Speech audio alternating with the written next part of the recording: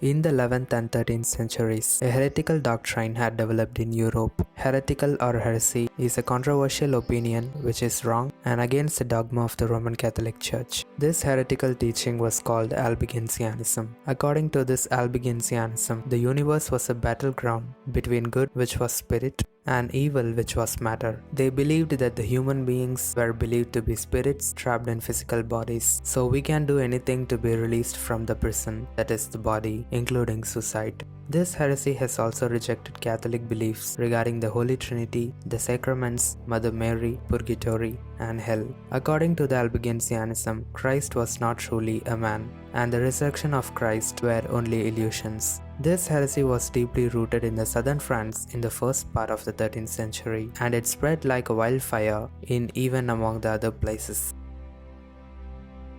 This was a time and situation where St. Dominic encountered this heresy when he came to begin his missionary in southern France. So St. Dominic traveled around France preaching against the heresy, but his efforts only gained few conversions and few followers. He was a little upset and he went into a near forest to pray, asking God to provide what he needed in order to overcome the Albigensian heresy. After 3 days of prayer and fasting, Mother Mary appeared and spoke to him, telling that he must preach her Marian Psalter in order to succeed in his struggle to overcome the heresy. Now let's see what a Psalter is.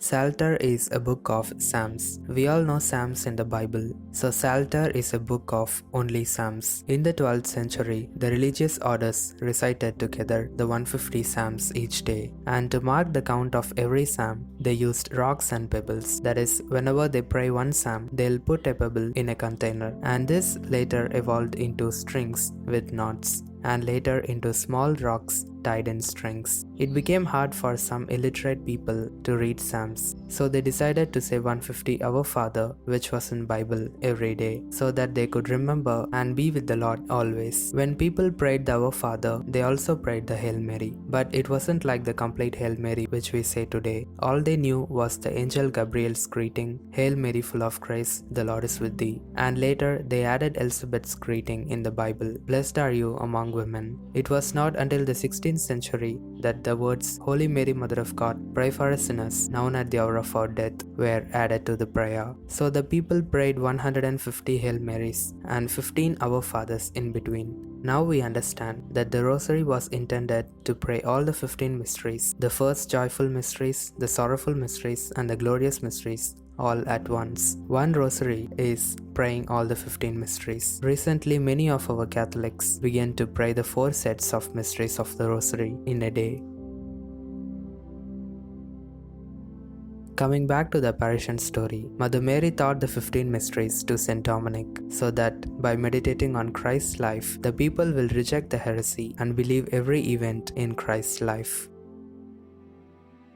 After 5 years, St. Dominic and the Catholic forces were set to fight against the Albigensians in a town in France. The Albigensians' plan was to take over France, spreading their heretical beliefs, and Catholics on the other hand was determined to fight for Christ and Catholicism. Unfortunately, the Catholic forces had a very weak number of men to fight. The Catholics had 1500 men and the enemy had 30,000 men. By seeing this, the Albigensians were so confident and spent the night before the battle in drinking and became drunk. The Catholics, on the other hand, spent the night praying the Rosary continuously, and on the day of the battle, Catholics won the battle. After the great victory, every Catholic attributed the victory to the Rosary.